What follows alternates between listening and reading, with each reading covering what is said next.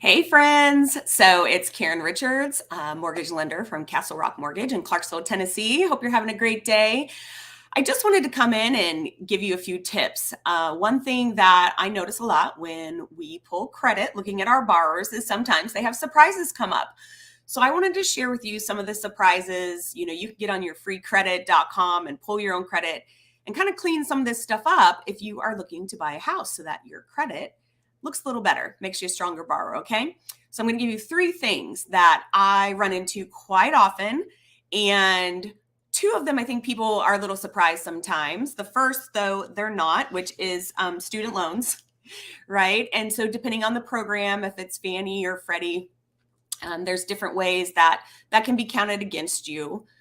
A lot of times we count 1% of your student loans against you. Sometimes it's a 0.5%.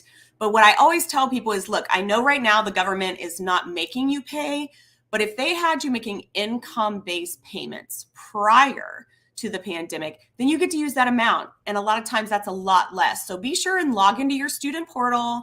If you were making income-based payments, click out a statement. A lot of times right now it'll say it's due October of 2023. Even though there's zero to pay right now, it'll give you the estimated payment. So print that off for your mortgage lender. We need that. That will help you a lot. The second thing we run into is you may be an authorized user on someone else's credit card. A lot of times someone will say, oh, well, yeah, my mom or my dad put me on their credit card when I was 18 to help my credit. Or maybe it's an ex-spouse and you didn't even know you were still on there.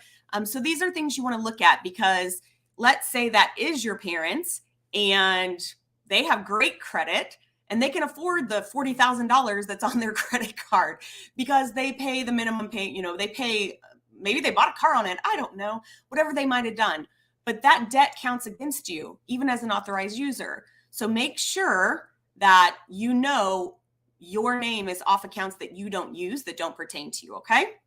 And the last thing is, same thing. Sometimes there's former addresses that pop up on your credit search. It could be ex-spouse's address. It could be your parents' address. It could be if you were in college and you shared a house with like 4 other people. So just know and be aware that we're going to ask you about that. We're going to say, when did you live here? A lot of times people say, oh, that was my mom's address. That was my, roommate's address. But those are all things we want to be able to give an explanation for and be clear on. Now, I'm going to give you a bonus. The one thing that does not show up on your credit, taxes.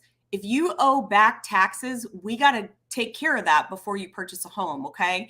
But a lot of times that doesn't show up on credit. So if you have a lender that's doing a soft pull, these things may not show up. They may be able to give you your credit score. They may be able to say, yeah, we think you're okay.